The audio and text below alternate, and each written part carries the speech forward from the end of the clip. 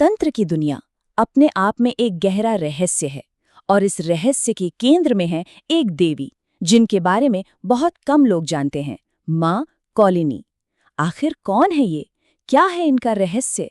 चलिए आज इसी गुत्थी को सुलझाने की कोशिश करते हैं। देखिए, तंत्र का रास्ता ना बाहर की चीजों को खोजने का नहीं है। ये तो अंदर झांकने का, खुद को जगाने का रास्ता है। और इस जागरण की जड़ में एक ऐसी सुप्रीम पावर है जो हर तरह के बंधन को, हर रुकावट को तोड़ सकती है। इन्हें आप कह सकते हैं कि कुल कुंडलिनी और जितनी भी तांत्रिक विद्याएं हैं उन सब की जननी माना गया है। मतलब ये सिर्फ कोई देवी नहीं है, बल्कि वो फंडामेंटल एनर्जी है जो हमारे वजूद के तीनों लेवल्स को, यानी शरीर, हमारी सांसें या प्राण और हमारी चेतना एक साथ साइमल्टेनियसली जगा देती हैं। तो सवाल ये है कि इनको समझें कैसे। शुरुआत होती है इनके नाम से ही। इनके नाम में ही पूरा राज छिपा है। चलिए देखते हैं कि ये नाम हमें क्या बताता है। देखिए, शब्द है कौलिनी। ये दो हिस्सों से मिलकर बना है।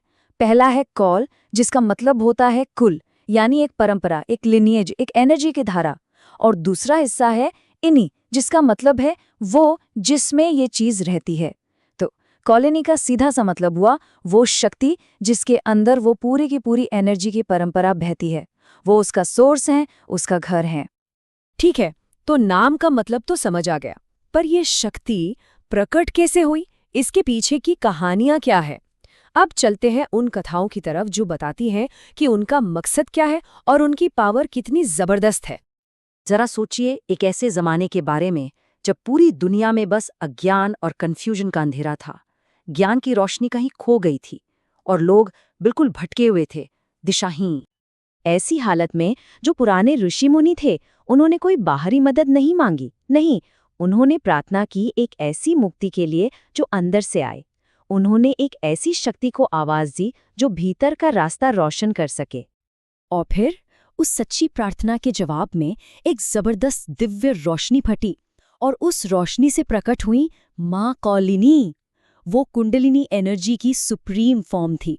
उनकी आंखों में ठहरा हुआ ध्यान था और शरीर से एक दिव्य अग्नि सी निकल रही थी। और आते ही उन्होंने जो सबसे पहली और सबसे जरूरी बात कही वो ये थी, और ये बहुत गहरी बात है, कि असली ज्ञान कहीं बाहर नहीं है, किताबों में नहीं, किसी गुरु के उपदेश में नहीं। असली ज्ञान तो हमारे अंदर सोई हुई शक्ति को जगाने में है, बस। अच्छा, एक और कहानी है। ये कहानी एक अलग ही तरह के अंधेरे की है। ये कोई बाहरी अंधेरा नहीं था, ये था भीतर का अंधेरा, आलस का, कन्फ्यूजन का, एक तरह की आध्यात्मिक सुस्ती का। और इस अंधेरे को फैलाने वाले राक्षस का नाम था अंधक। अब देखिए उन्होंने इस राक्षस से लड़ाई कैसे की। ये किसी आम जंग जैसा बिल्कुल नहीं था। कोई तलवार नहीं, कोई हथियार नहीं, बल्कि उन्होंने अपनी अंदरूनी शक्ति की आग से, उस राक्षस ने जो अज्ञान और सुस्ती फैलाई थी ना, उसे ही जलाकर राख कर दिया। ये जीत किसी को मारने की नहीं थी, ये जीत थी बदलने की, ट्रांसफॉर्म करने की। और इसी जीत के बाद यूनिवर्स में पहली बार कॉल मार्ग की स्थापना हुई। ये एक ऐसा आध्यात्मिक रास्ता है जो हमें सिखाता है कि पावर का इस्तेमाल तबाही के लिए नहीं, बल्कि आनंद और चेतना को बढ़ाने के लिए कैसे किया जाए। पावर, ब्लिस और कॉन्शियसनेस का बैलेंस। तो ये तो थी कहानियां। अब कहानियों से आगे बढ़कर उनके स्वरूप को देखते हैं, उनकी मूर्ति या तस्वीर को, क्योंकि उसमें छिपा हर सिंबल, हर प्रतीक, उसका एक बहुत गहरा साइकोलॉजिकल मतलब है। उनके स्वरूप में कई चीजें हैं। पहली, वो एक त्रिकोण यानी ट्रायंगल में बैठी हैं, जो क्रिएशन, प्रेजर्वेशन और डिस्ट्रक्शन, मतलब सृष्टि, स्थिति और संहार की एनर्जी का सिंबल है। फिर उनके शरीर से आग जैसी जो चमक निकलती है, वो अंदर की सफाई, प्योरिफिकेशन का प्रतीक है, जो सारे अज्ञान को जला देती है। जो कुंडलित सांप है, वो हमारे अंदर सोई हुई पोटेंशियल एनर्जी है।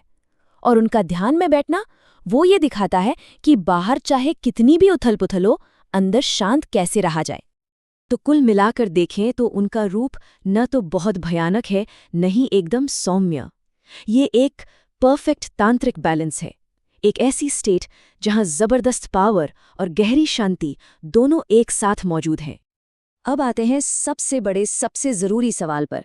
इतनी सारी शक्तियां हैं, इतने देवी देवता हैं, तो फिर माँ कॉलिनी को ही सुप्रीम पावर क्यों माना जाता है? स्पिरिचुअल प्रैक्टिस में उनकी जगह सबसे ऊपर क्यों है? इसका जवाब छिपा है उनके काम में। वो सिर्फ एक देवी नहीं, वो एक प्रोसेस है, एक प्रक्रिया। वो करती क्या है? वो हमारे अंदर की सोई हुई एनर्जी को जगाती हैं। डर, डिप्रेशन, सुस्ती, इन सब नेगेटिव चीज़ों को ख़त्म करती हैं। और सबसे बड़ी बात, वो मेडिटेशन को सिर्फ एक काम करने से एक डायरेक्ट एक्सपीरियंस में बदल देती हैं। मतलब आप सिर्फ ध्यान करते नहीं, आप ध्यान हो जाते हैं। वही तांत्रिक ध्यान का असली दरवाज़ा खोलती हैं।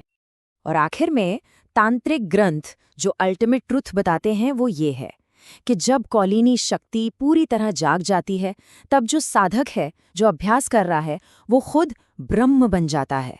मतलब परम चेतना, मैं और तुम का, अंदर और बाहर का सारा फर्क मिट जाता है, सब एक हो जाता है। तो ये सारी बातें हमें आखिर में एक ही सवाल पर लाकर छोड़ देती हैं। अगर सच में सारा ज्ञान, सारी शक्ति बाहर नहीं बल्कि भीतर है, तो फिर असली सवाल ये है कि उस भीतरी शक्ति को जगाएगा कौन?